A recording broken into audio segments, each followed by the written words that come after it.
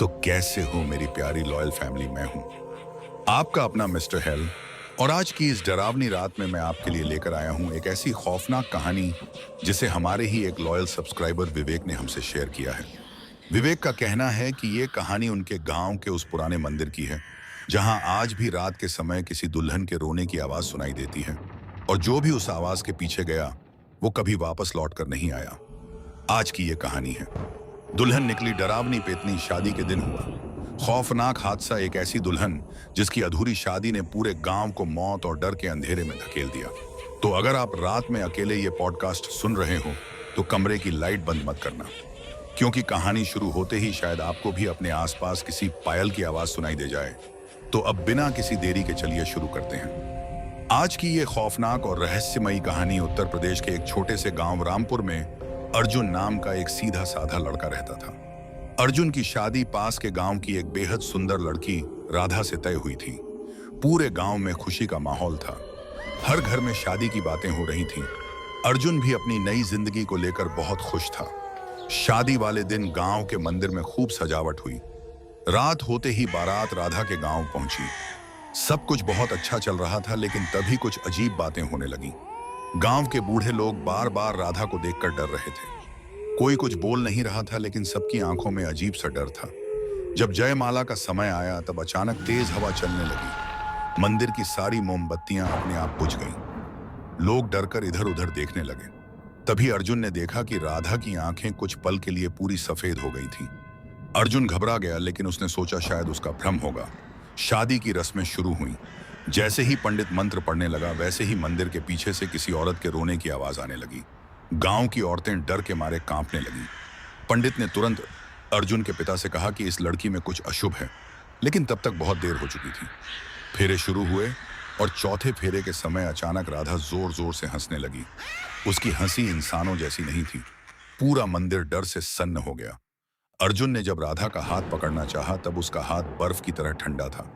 तभी गांव की एक बूढ़ी औरत चिल्लाई कि ये लड़की नहीं पेतनी है, ये कई साल पहले मरी हुई दुल्हन की आत्मा है।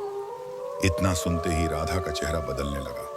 उसकी आंखें काली हो गईं और मुंह से अजीब आवाजें निकलने लगीं। मंदिर की दीवारों पर लगे दिए अपने आप फूटने लगे। लोग जान बचाकर भागने लगे। अर्जुन डर के मारे वहीं बैठ गया। तभी राधा धीरे धीरे उसके पास आई और बोली कि आज के बाद तू सिर्फ मेरा है, कोई हमें अलग नहीं कर सकता।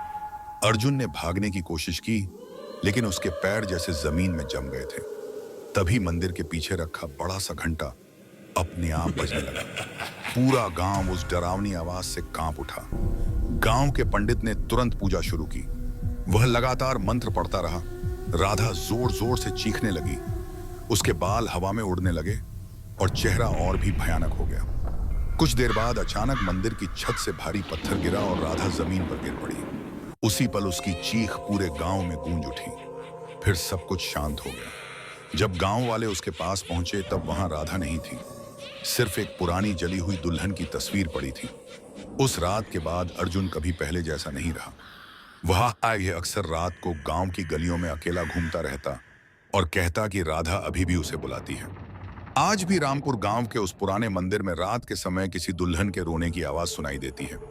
गांव वाले कहते हैं कि वो पेतनी आज भी अपने अधूरे दूल्हे का इंतजार कर रही है। उस दूल्हे का नाम करण था। वह पास के गांव सीतापुर का रहने वाला था।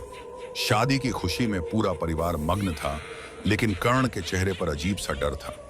उसने रास्ते में जो सफेद कपड़ों वाली लड़की देखी थी, वह बात उसके दिमाग से निकल ही नहीं रही थी। रात को बारात गांव पहुंची। जैसे ही कर्ण घोड़ी से उतरा, वैसे ही दूर खेतों की तरफ से पायल की आवाज आने लगी। हवा अचानक ठंडी हो गई। गांव के कुत्ते जोर जोर से रोने लगे।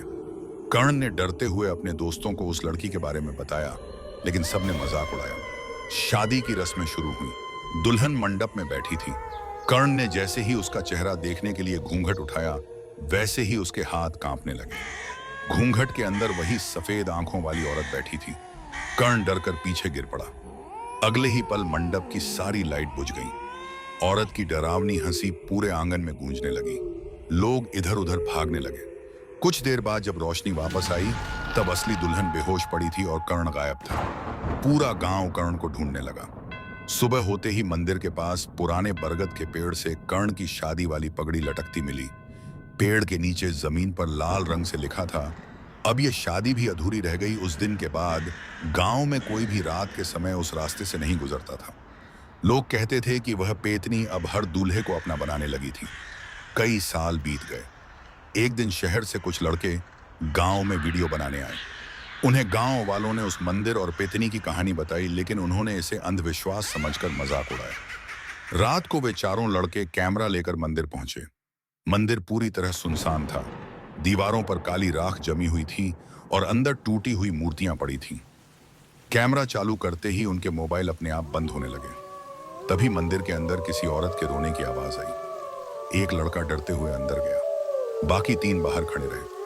कुछ ही सेकंड बाद अंदर से उसकी जोरदार चीख सुनाई दी। बाकी लड़के भागे भागकर अंदर पहुंचे, लेकिन वहां कोई नहीं था। सिर्फ कैमरा जमीन पर पड़ा था।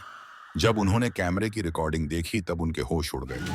वीडियो में साफ दिखाई दे रहा था कि सफेद कपड़ों में एक दुल्हन उस लड़के के पीछे खड़ी थी।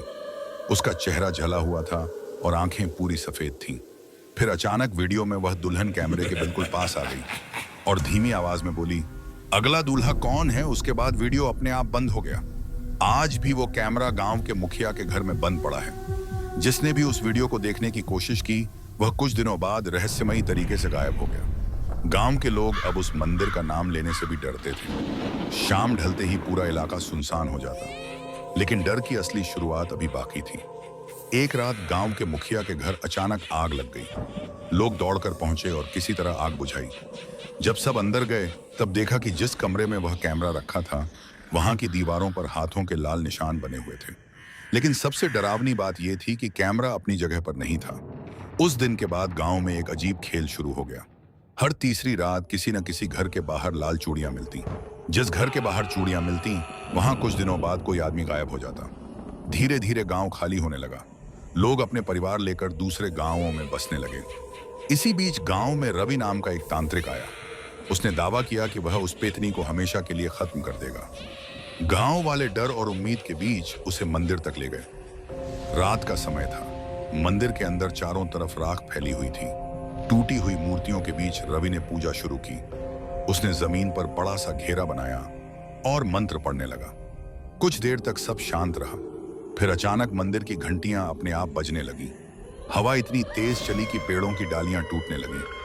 तभी मंदिर के अंधेरे कोने से वही दुल्हन धीरे धीरे बाहर आई। उसके पैर जमीन को छू नहीं रहे थे। उसकी आंखों से काला पानी बह रहा था और चेहरा पहले से भी ज्यादा भयानक हो चुका था।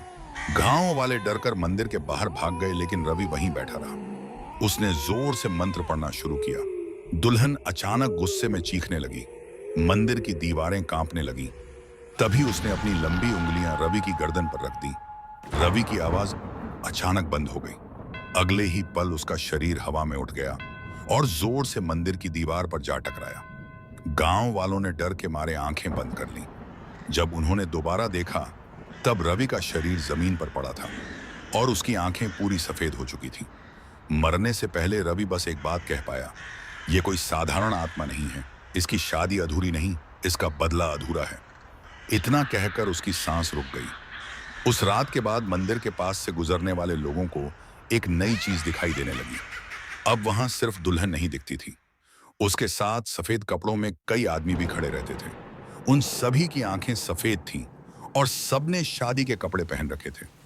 धीरे धीरे लोगों को समझ आने लगा कि वो सभी आदमी वही थे जो सालों से उस पेतनी के शिकार हुए थे। अर्जुन, कर्ण और बाकी गायब हुए लोग अब इंसान नहीं रहे थे।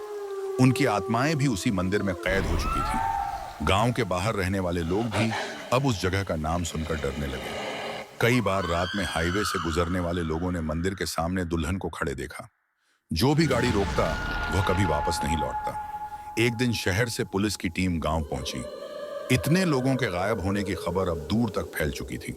इंस्पेक्टर देव गांव वालों की बातें सुनकर हंस पड़ा। उसे भूत प्रेत जैसी चीजों पर भरोसा नहीं था। उसने फैसला किया कि वह रात मंदिर में बिताएगा। गांव वालों ने उसे बहुत रोका, लेकिन वह नहीं माना। रात होते ही देव मंदिर के अंदर कैमरा और बंदूक लेकर बैठ गया। शुरू में सब शांत था, लेकिन आधी रात के बाद अचानक उसका कैमरा अपने आप चालू हो गया। स्क्रीन पर एक औरत दिखाई दी। वह मंदिर के पीछे खड़ी थी। देव तुरंत बाहर भागा, लेकिन वहां कोई नहीं था। तभी पीछे से किसी के पायल की आवाज आई। देव ने पलटकर देखा। सफेद कपड़ों में वही दुल्हन उसके बिल्कुल सामने खड़ी थी। उसका चेहरा आधा जल्ला हुआ था और आंखें पूरी काली।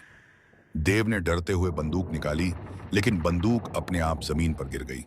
दुल्हन धीरे धीरे उसकी तरफ बढ़ने लगी। तभी देव को मंदिर की दीवारों पर कई लोगों के चेहरे दिखाई दिए। वे सब मदद के लिए चिल्ला रहे थे। देव भागकर बाहर निकलना चाहता था, लेकिन मंदिर का दरवाजा अपने आप बंद हो गया। अचानक दुल्हन ने अपना हाथ देव के सीने पर रखा। देव जोर से चीखा। अगले ही पल उसकी चीख बंद हो गई। सुबह गांव वाले मंदिर पहुंचे तो अंदर कोई नहीं था। सिर्फ पुलिस की वर्दी जमीन पर पड़ी थी और दीवार पर खून से लिखा था, अब ये भी मेरा दूल्हा है। उस घटना के बाद सरकार ने उस पूरे इलाके को बंद कर दिया। मंदिर तक जाने वाला रास्ता मिट्टी डालकर बंद कर दिया गया। लेकिन डर आज भी खत्म नहीं हुआ।